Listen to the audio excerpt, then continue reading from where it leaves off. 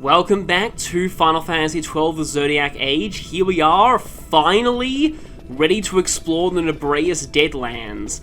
I almost wonder if I left this too late, but I suppose we'll see. Into the mist we go. That's actual mist and not mist as in the magical substance. Now, I don't actually remember a lot about the enemies in here. We've got, Crusaders. They're from the, same things from the Pharos, so that's interesting. Oh, and you have, Achilles. Achilles just adds a random elemental weakness to an enemy. Oh yeah, and you want Libra up here, and you'll also want Float later, because... Oh, the way that thing just crumbled into bones. Because there are some really, really brutal traps inside the Necrol of Nabreus, from what I hear. And there are probably some equally brutal traps outside in the Deadlands. In fact, I probably need to look up, one, if there's any rare game in here, and two, if there are any, Oh, that parry had gone off, then Ash's MP wouldn't have been spent. Because, yeah, I'm pretty sure the MP's, I mean, I know this for a fact, the MP is deducted when the spell actually goes off. And if Barsh killed that thing before Holy hit, I'm pretty sure, Ash, now I'm calling Ash Fran, Ash would have not spent the MP. Yeah, I do remember the Baknami, so they're sort of goblin-like creatures who are apparently, like, early game enemies in some of the tactics games. And they have a goblin punch skill, which is kind of a bit of a recurring thing in Final Fantasy games. Usually belongs to actual goblins. Speaking of which, the goblins in 13 are very bizarre. They sort of look almost mechanical, and they have holes in the middle of their bodies.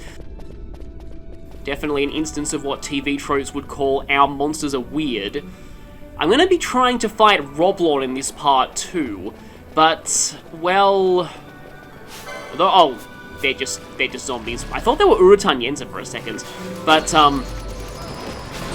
I don't think I actually even accepted the, zombie powder, okay then. I even accepted the quest for, the hunts that are inside the Necrol, I mean. But yeah, Fubars, as you can see, they're here. They originally showed up as reinforcements / minions during the Kuhulan fight, which you might not have done at this point, because that's optional, but then again, this is optional too. And they are considered undead, so healing damages them.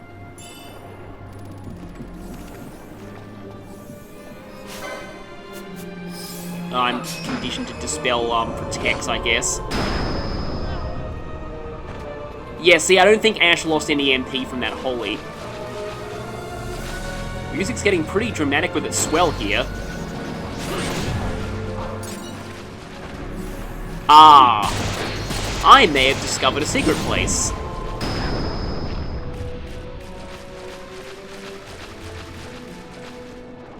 Okay. Well, we can go through here. I know that a secret passage leads to... The Fog Mutters, that's such a cool name. All of the area names in this game, like, I called them melodramatic before, but they're also kind of awesome at the same time. It's like Nam Charm, as TV tropes would call it. Okay, now you're level 43, and Silver Liquid we actually, like, I was really hoping that we'd get some of that, because that is useful for some of the higher-end guns, although the best gun in the game, which also is the only way, I think, to get Mudshot? Disease. Does...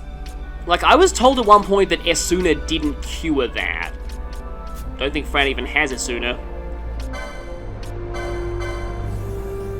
And that you need the cleanse, Yeah, that doesn't cure it. Okay, so you do need cleanse to cure disease.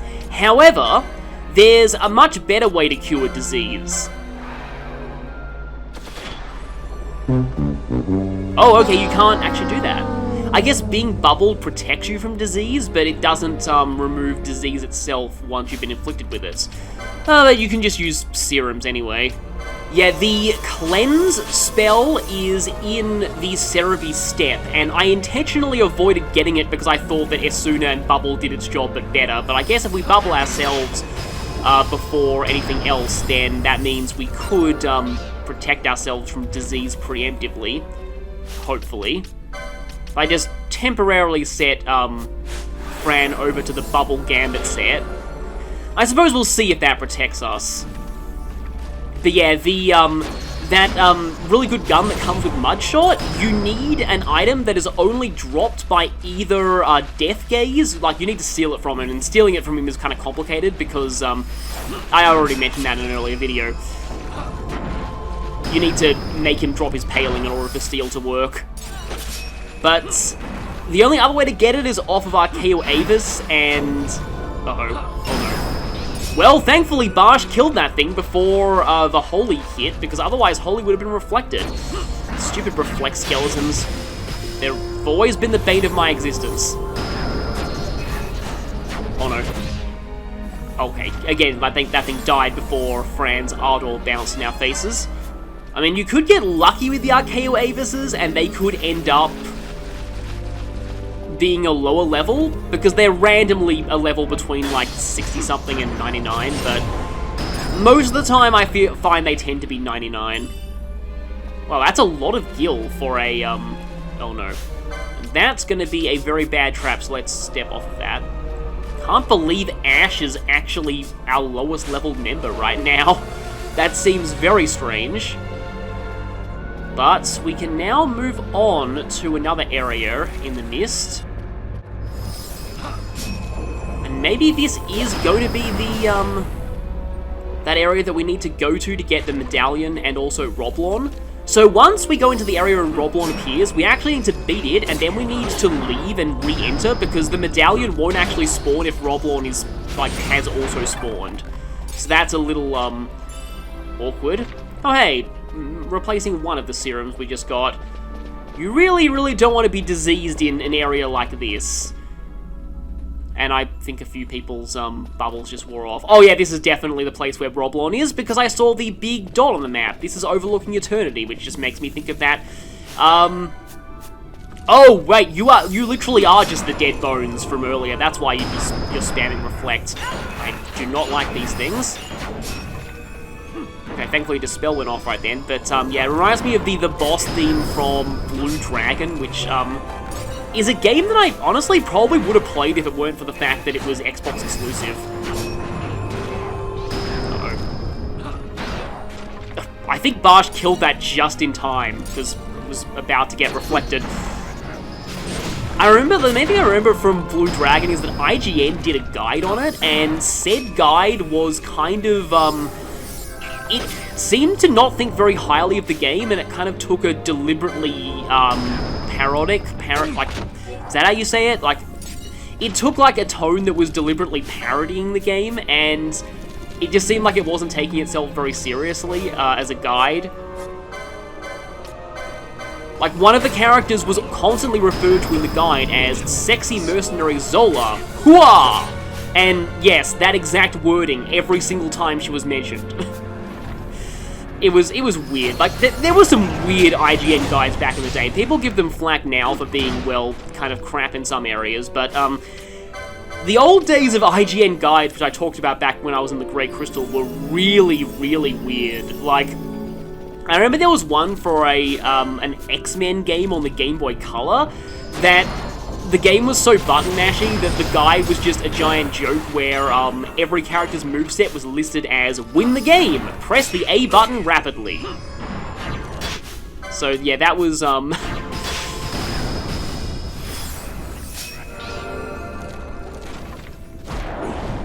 yeah, like, apparently there's a part of this, could be a huge spoiler for Blue Dragon, but apparently Blue Dragon's plot doesn't really take itself particularly seriously to begin with, so I'm not really sure how much of a, oh, Roblon's, like, right there, but I would rather take out the undead before I do anything with Roblon.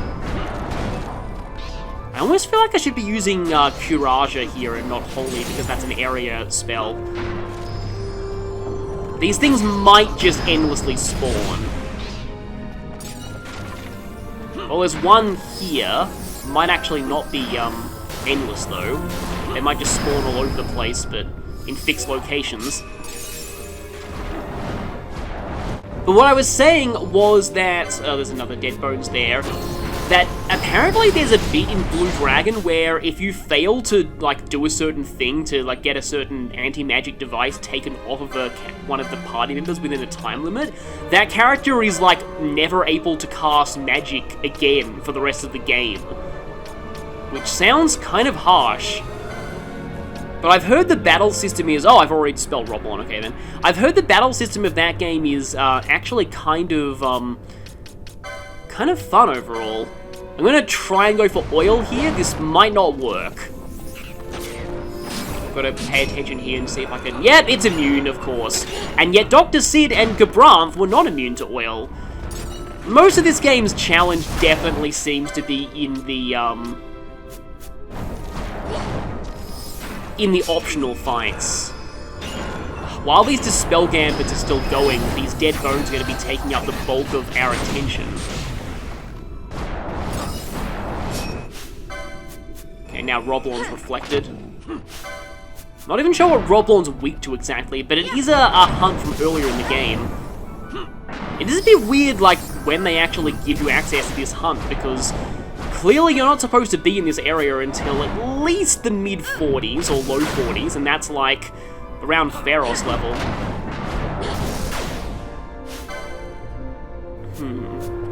Fran is attacking. Does that mean this thing's immune to fire? It might be. Oh, now she's going for Dispel again. They do seem to be endlessly spawning, or almost endless. I know the ones in a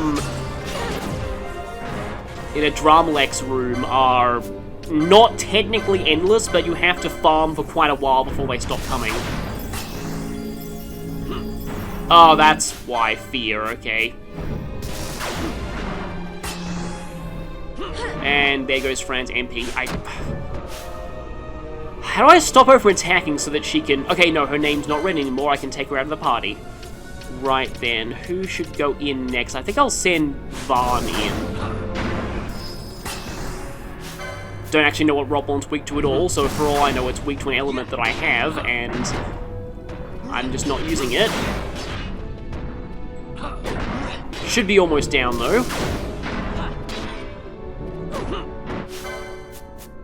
But I've noticed that the very low end of enemies' health bars is deceptively large, mostly because a lot of the bosses get, like, reduced damage when they're low on health. But there we go. Roblon has been vanquished. I think that was something that the person who requested this hunt actually made, and then it went rogue. So yeah, this shrine right here. This shrine. That is where we get that medallion, but screw that, let's just run. We need to leave and then come back in order for the medallion to actually appear. I think I said actually too much then. And I will flee through here just in case, yep, a bit. Well, they didn't, like, respawn, but there's, like, the ones that previously spawned are still here. Okay, yeah, so now we can do this.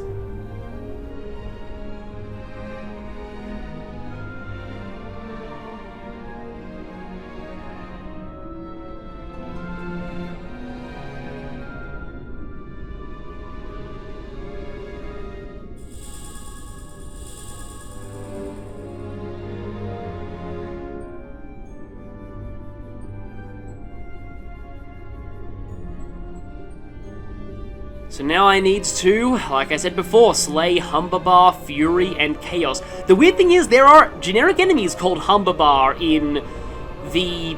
Yep, you guys were dead all along too, weren't you? That's a common theme with a lot of NPCs in this game, but in the Mosfron High Waste, I'm pretty sure they were a common enemy in Mosfron High Waste. But with this cache open, we get the Lusterless Medallion. So this doesn't actually mean what you might think. At first it's like, oh no, I have to do another side quest just to, Ow, wow, these things are killing us with fast mode on. Can Vayne get out of here fast enough, or is he just gonna get dogpiled? You might think you need to do another side quest. You don't. All the Lusterless Medallion means is that you need to beat Humberbar and Fury before it activates and lets you fight Chaos. Because you have to fight Chaos last. And you don't technically have to do this right now, but I would rather take care of this before going into the Necrol of Nabreus for the first time, so that when I'm in there for the first time... Oh, that was, redundant use of a Phoenix down there, so that when I'm in there for the first time, I can take on all of the bosses at once. Wasted a Phoenix down, oh well. Don't think there's really much of a way to cancel an action when you're already in the middle of one. Yeah, no, I'm not even going to bother with them. Dead Bones are just one of my least favorite enemies because they spawn a lot, they are surprisingly tough, they have a lot of, I do want to kill that Flam, though. Except Ash is, like, all the way away. Yeah, this is really not a place you want to have fast mode on during. Oh, confused. Well, I'm getting Esuna'd. Just wondering whether it's worth it at all to equip Confuse Protection here, because, again, we'll be pretty quick with the Esunas in this area. Masamune is doing quite a bit of damage to these, Flans. Oh no. Leomond Entite, which appears to be a dark elemental, well, elemental, and it's probably going to Emerald Titan. Have we fought one of these before? I don't think so. It is weak to wind, though, and I could equip Ameno Murakumo, but I'll want to stop equipping that against that Entite, which we're inevitably going to aggro, which we just did, because, well, they tend to be immune to all elements that aren't their own and their opposite, which they usually absorb their own and their opposite they're generally weak to. Okay, Emerald Titan is dead, but, okay. Let me go ahead and equip, not Muramasa, the better version. I probably should sort these somehow. Masamune. We still have the Treaty Blade, by the way. You'd think you'd lose it after what Redis did with it. Like, he stuck the thing... Wow, that has a... Wow, its HP is kind of low. I guess because Holy, it's weak to Holy, and Ash has the Rose that buff Holy. Ow! It also does that.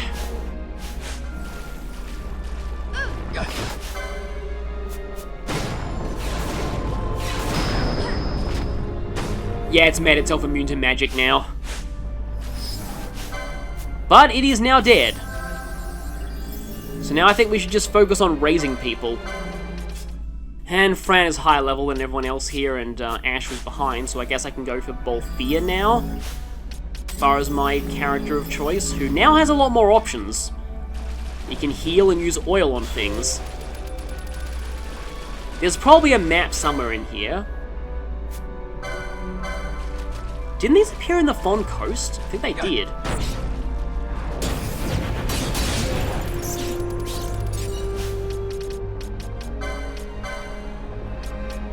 Yeah, also he has a lot more techniques as well, like Sight Unseeing. Which most important things are immune to.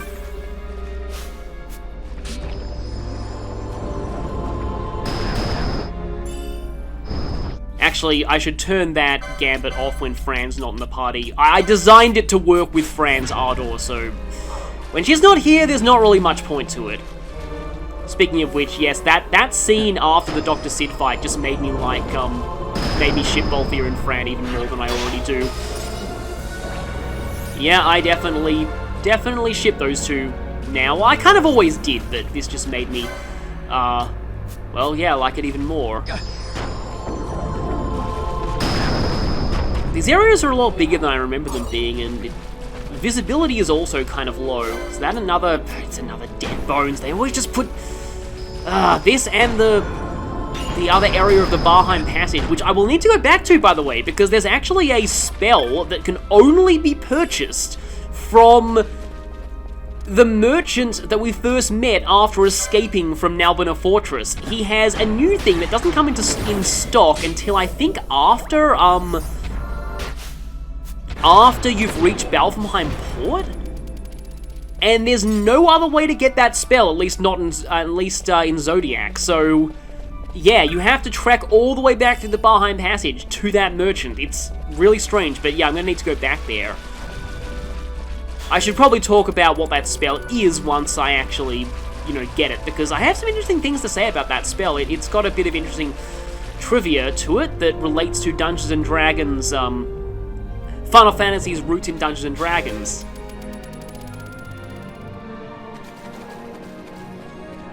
So here we are, a nice, peaceful place with a gate crystal. Yep! So I probably gave that away too early, but I did hint earlier that there was a crystal bug that disguised itself as a gate crystal. It's here, and of course, this is like the last area that you want to be seeing a crystal bug in. Normally, like, if you bumble into this place early in the game, you're like, oh, well, you don't really want to thank the gods in Ivalice because they all suck, but like, you're like, yeah, thank goodness we've got a save crystal, a gate crystal, I can teleport out of here and heal myself, and it's a crystal bug. It's also the strongest crystal bug in the game. I wonder if I should just go for quickenings, because once this thing dies, then it's going to turn into a real save crystal. So we'll get all of our miss gauges back regardless. There's a problem to do everything. I love how there's just a save crystal in the middle of this animation. If you didn't know any better, you'd think that Balthier was just dropping meteors on a save crystal. Here she comes!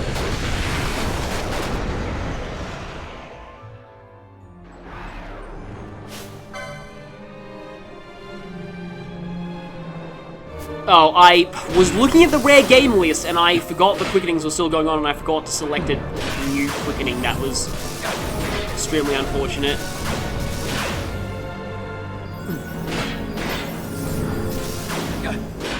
Yeah, it does seem like it can use Restore an unlimited number of times. You know, I think Penelo will actually be doing more, like, quote-unquote damage if she uses Curaja to put Ash back to full health so that Ash has, just gonna disappear for a second, so that Ash has the full, HP bonus for, well, not anymore because it just used Darkra. Penelo should be having a gambit to heal Ash if she drops below full HP. Yeah, I wouldn't be having this problem if it weren't for the fact that I messed up that quickening. This is going to use Restore again.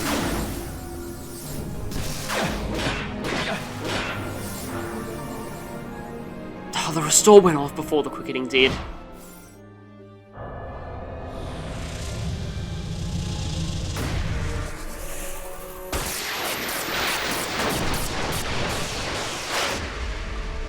Will this be enough? I'm guessing probably not. Oh, that's not gonna... And it's already using... Oh, it's gonna Restore before we get a chance to kill it, isn't it? Yeah, there's Restore. Oh, it seems to have made itself immune to something. Oh, right, my Poach, of course. It's almost down, though. Oh, yeah, that thing is a pain. Not exactly, like, it would be the equivalent of what TV Tropes calls a goddamned boss. In other words, a boss that's not difficult, exactly, it's just really, really annoying. So I'm actually going to teleport to Nalbina here and turn in that Roblon hunt. I think it... was it a sitting down Bunga?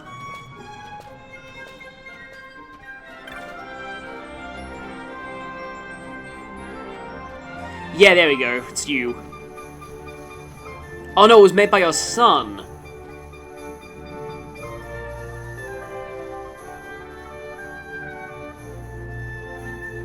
And because this is another Nalbina hunt, we get more from Jovi.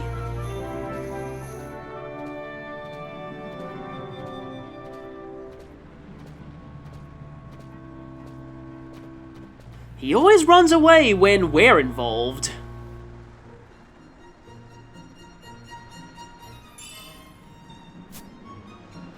Didn't have the Giant's helmet before, I think, but I get the feeling it's probably worse than what we already have.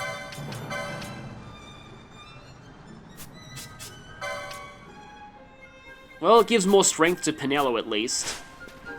So there are a couple of... do you have anything different to say now that, no, not really. We've done another hunt here, but I think you have a hunt for us. Are you writing fanfiction about adventurers who come through here? That's my best guess.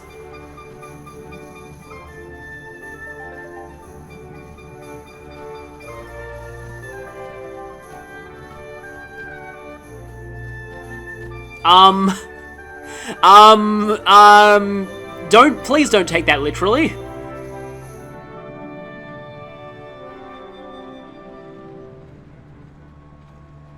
Yes, that is quite the dilemma.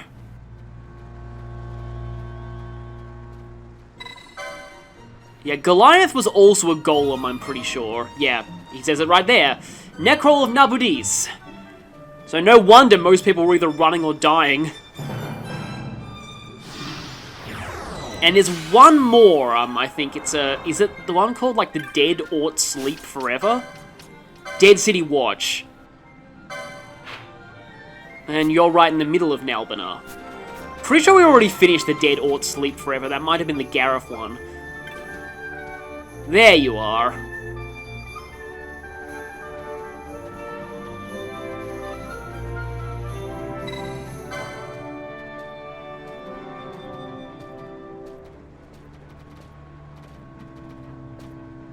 Ah yes, grave robbing Nabreus. Very, very lucrative in the PS2 version where you could get the Zodiac Spear that way.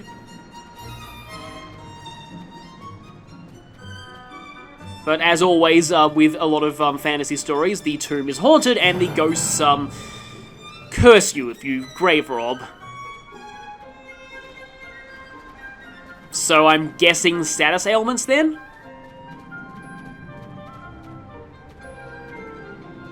Well, I mean, I don't really need directions because the hunt's just going to show up as an exclamation mark on my map if I check it in the clan primer. It's a shame I can't actually get into the Barheim Passage from here, because that would be the quickest way to get to that shop. So, this is really weird. The merchant is Burrow. We just saw him at Nalbina Fortress, but he won't sell us the stuff there. We actually had to go back and find him here. Somehow he just made his way all the way back through the passage just to sell us. If we go into... I don't know how you're supposed to know about this. Scourge. Inflict sap and deal heavy damage to all foes in range. This is, I think, the stronger version of Bio. It also has a pretty cool animation. But yes, this is the only place in the entire game you can get Scourge in Zodiac. I have no idea why they did it this way. I also just realized I haven't unloaded my Pharos loot at all, so I'll probably go ahead and do that. Well, these Imperial Souls, they're required for a very strong weapon at the Bazaar, but they are very hard to get more of. You need to make them at the Bazaar. It's like a Bazaarception thing, and... yeah, I've heard they're a pain. You get a couple of them free from hunts, but the rest you have to get the hard way. I seriously have 99 Dark Crystals. Yeah, Dark Enemies, super common in the Pharos, that's why. Oh, the Black Orbs are considered loot. I mean, they're not good for anything now that we're out of the Pharos, but I think you do need them in the optional area. Memories of Yore. Okay. What is that? Oh, yeah, that's pointless, but I remember that. Mysterious Substance. Dark Energy. I could buy that now if I wanted. Yeah, I guess I'll buy that. Don't have much else to spend money on. So now that we have the Canopic Jar, enemies will randomly drop, sort of, their souls. So just an extra ingredient we can sell for loot. Actually, since this thing is passive, maybe I can demo Scourge against it, which I'm pretty sure is black magic, so only Ash will be able to use it. We've seen this used before. Bolthea killed it before it went off, but yeah, I just think that animation is really cool, those sort of sludge tendrils. If I teleport to the Nabreus Deadlands from here, do I get to keep the haste spell I just cast? So what I was going to say about Scourge is it's actually not new to 12. When I first played this, I thought it was a 12 exclusive thing, because I didn't really realized that it was just like that the upgraded poison spell existed in earlier FF games, but in the Japanese versions of the early Final Fantasy games, the spell was called, I believe, Clouder. And that doesn't mean much until you realize that it had the same spell level in Final Fantasy I as the Cloud Kill spell from Dungeons & Dragons. So it's actually supposed to be a reference, or literally actually being the Cloud Kill spell. Because, again, like, Final Fantasy I was pretty much just a Dungeons & Dragons campaign and everything but name. So, being like an AoE poison spell, it is basically meant to be a counterpart to Cloud Kill, so that's what Scourge is, which is just interesting to know. These things look a little bit more rhino-like than horse-like to me. So yeah, a bit of trivia about that spell. What was I saying before about deadly traps? Let's just... This is why you Libra. I said at the very beginning of the playthrough that Libra was really important, now you know why. I mean, it's mostly for seeing enemy weaknesses and enemy, Did I mention that in the, like, PS2 version? You couldn't get the weakness targeting gambits until, like, after the Drackle Laboratory, I think? Or even later than that. And I admit that they are kind of overpowered in a lot of ways, especially since you don't even need to scan the enemy for the AI to know its weakness, but yeah, it is kind of annoying they make you wait that long. I was about to say wait that far, but that's not good grammar at all. Also, there is a rare game in an earlier area of this place. Where is it? Yeah, the Fog Mutters. So in the Fog Mutters, there's a rare game that only spawns if any party member has less than 20% of their HP, which I just realized is very easy to do via Infuse, I think. And I don't think it's like the entire party being on less than 20% HP, it's just any one party member. So I'll go back for that one, and then another area that is called, let me just get this up, the Slumber Mead. Have we been through that area before? We actually have. There's an enemy there that just simply has a 40% chance of spawning if you have the Hunt Club accepted, because that's a Hunt Club rare game. So I'm going to go back to the Slumber Mead and hope that rare game spawns. Or, you know, I could just walk back and forth and that's the wrong area. So it should be right around here, actually.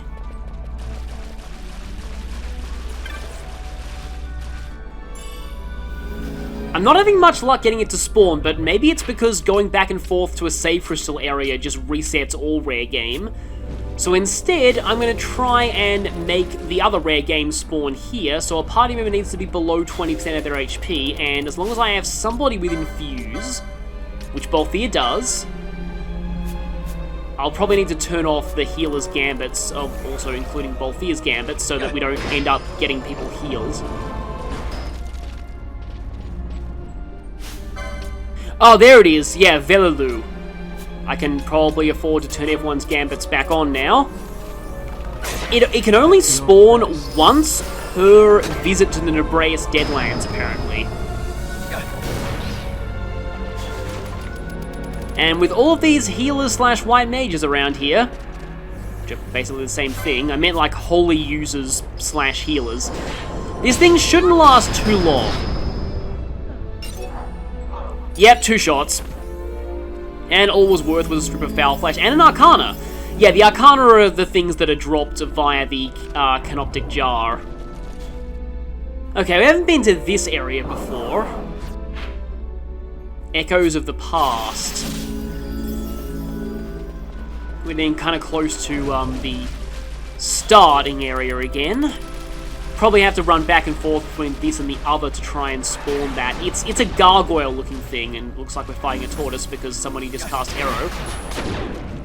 And it went down, thankfully, right after it used Reflect, which always ends badly.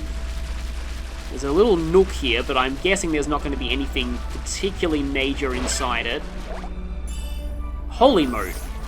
Not as useful now that we actually have Holy itself. So, I had a tangent for this game. Well, it's not really a tangent. It is totally relevant to the game itself. A story about the game that I plan to talk about around here, I guess, since we've seen enough of the character's motivations for me to really talk about this. Vayne. Now, if you've been around any other games I've been playing on this channel, say maybe around 2019, you might have realized by now that Vayne's motivations are scarily similar to, let's just say, a character from a certain game that I absolutely despise with every fibre of my being. Now, the question is, why don't I feel that same scathing hatred towards Vayne? I feel like it's a matter of attitude, really, and a few other circumstances with the story. For example, while Vayne is, just like this other character, fighting a brutal war to try and free humanity from the reign of supposedly oppressive gods, the gods in Ivalice are very, very obviously manipulative douchebags. Like, we directly meet them, and it's very clear that they are manipulative and do not have humanity's best interests at heart, and screwing them over would probably be a good thing. So while that definitely doesn't justify Vayne's war and destroying this entire place, like destroying this country just to test out the Nethicite for Dr. Sid. I mean, that is definitely a moral event horizon crossing right there. But at the same time, his motivations at least feel a little bit more understandable than in the case... Well, not so much... I mean, the motivations of the other character are also understandable, but at the same time, I'm less likely to find them sympathetic because whether or not the divine beings they're trying to free humanity from are oppressive is very, very, your mileage may vary in that game, and it also doesn't help that we get very little actually true information in that game. I'm being vague as to avoid spoilers, but the vast majority of information on those divine beings come from sources that are horribly biased either for or against them. The only true information you really get is on, like, definitively true information you get is on one of the game's routes too, which doesn't help as well. But at the same time, I think the main reason why I don't have that kind of hatred towards Vayne is simply because there's not an alternative route where you side with him and the game treats it like he did nothing wrong. He is always the big bad of this game, and it's often easier to feel detached when you don't have a direct choice in how a story plays out or who you side with. That can be why grey and grey morality games can get a little... Like, I actually think this is a very grey morality story, and I think it's one that's done right. That's actually why I hate the Star Wars comparisons as well. I said this many times before, but this is so much more than just a Republic versus Empire story.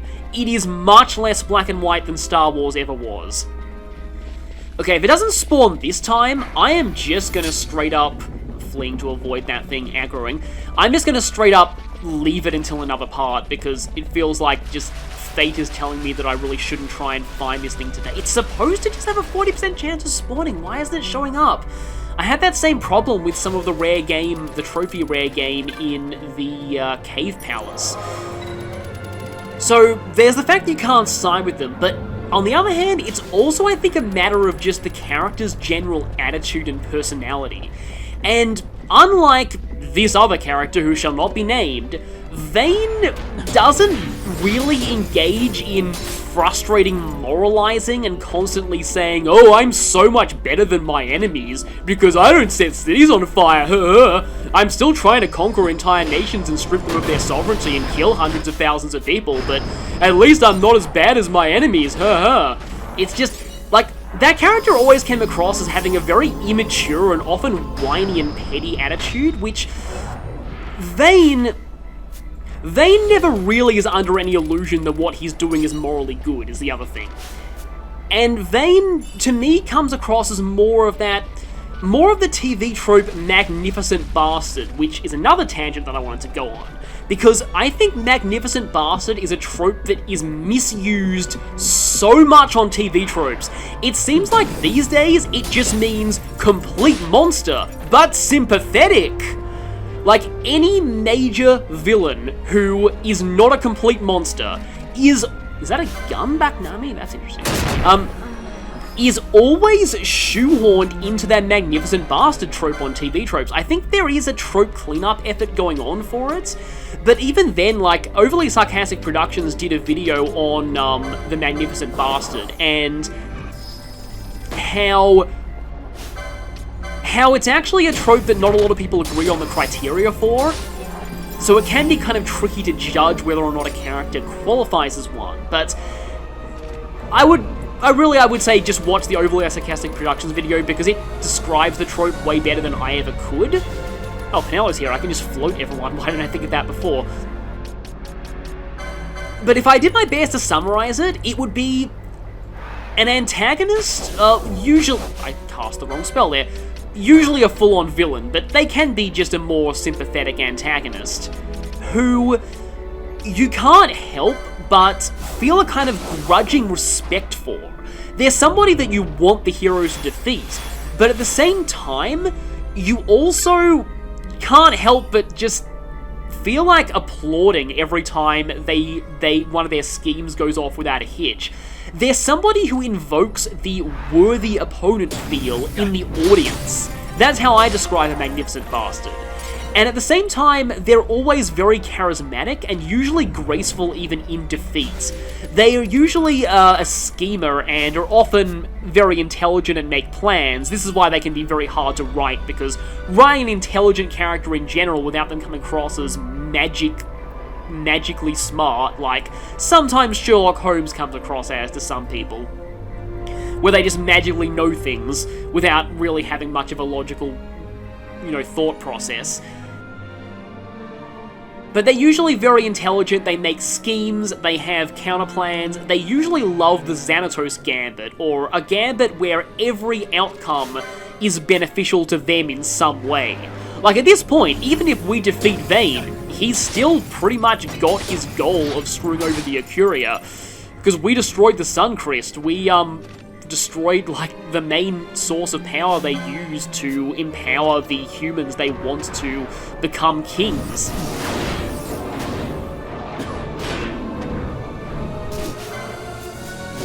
But I think that one quality of a Magnificent Bastard as well is they're the kind of person who inspires people to follow them of their own free will. A Magnificent Bastard should never need to rely on brainwashing or threatening his minions or his or her minions to keep them in line. And that's actually why there was an example I saw of Magnificent Bastard on TV tropes that I completely disagreed with, and that's Egil from Xenoblade Chronicles. I think Egil is definitely, like, a very good antagonist, but I do not think they're a Magnificent Bastard, and to go into why would be kind of spoilers, but I'll just say, they actually do have to outright brainwash a lot of their minions, and it's a direct plot point that they are terrible at keeping people on their side. And that is not a quality of a Magnificent Bastard. A Magnificent Bastard always has people following them of their own free will, just like Vayne. Like how Dr. Sid and that's a measure, I think. Dr. Sid and a lot of the judges followed Vayne just because they... On-hit invisible, that's kind of a weird effect. But, yeah, like, they all followed Vayne willingly. They didn't need to be coerced into it. They didn't need to be threatened or brainwashed or anything.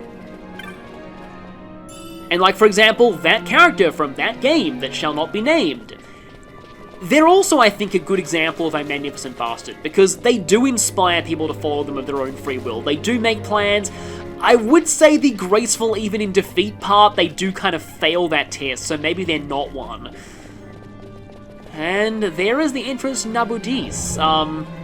And with the question mark there, that means that we will be heading through there next time. So we've covered a lot of the Nabreus Deadlands, pretty much the whole thing except for one rare game.